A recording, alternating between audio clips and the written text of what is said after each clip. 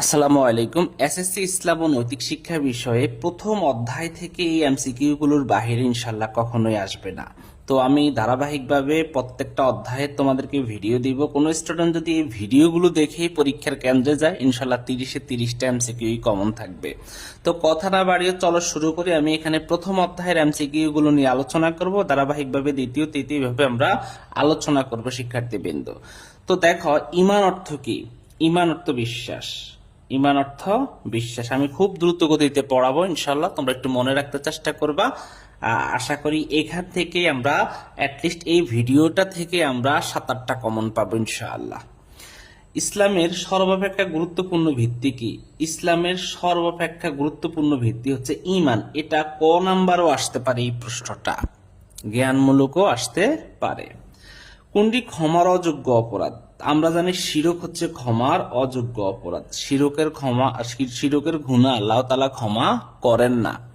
পরের প্রশ্ন, শাফায়াত শব্দের অর্থ কি? শাফাত শব্দের অর্থ অনুরোধ করা।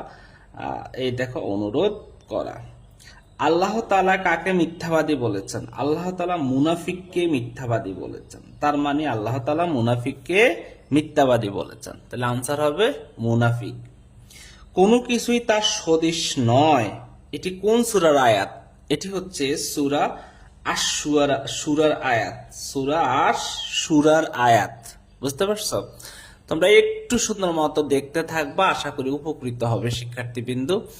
এরপরে দেখো, ক মিথ্যা কথা বলে এবং কাউকে কথা দিয়ে কথা রাখে না। কয়ের আচরণ কি? অবশ্যই মিথ্যা কথা বলা, ওয়াদা ভঙ্গ করা, কথা দিয়ে কথা না রাখা, এগুলো হচ্ছে মুনাফিকের চিহ্ন। আনসার হবে মুনাফিক। ইমানের মূল বিষয় কয়টি? ইমানের মূল বিষয় হচ্ছে 7টি। ইমানের মূল বিষয় কয়টি? 7টি। আল্লাহ তাআলার বাণী মানুষের নিকট পৌঁছে দেওয়াকে রিসালাত বলা হয়। আল্লাহ তাআলার বাণী মানুষের নিকট পৌঁছে দেওয়াকে রিসালাত বলা হয়। ইমানের বিপরীত কি? ইমানের বিপরীত হচ্ছে কুফর।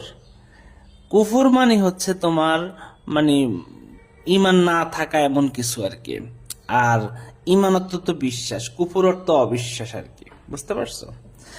নারায়ণগঞ্জের ওয়াহিদ রেজা মনে করেন কাশি ও হাঁফানি রোগের প্রতিকারের জন্য ফেনসিডাল পান করা আদৌ কোনো পাপ নয়, কেননা জীবন রক্ষা করা ইসলামের একটি বিধান। তো এখানে বলছে জনাব ওয়াহিদ রেজার চিন্তাধারা ইসলামের নিষিদ্ধ কোন বিষয়টি প্রকাশ পেয়েছে? অবশ্যই এটা কুফর, কারণ সে মানে কাফের হয়ে গেছে আর কি।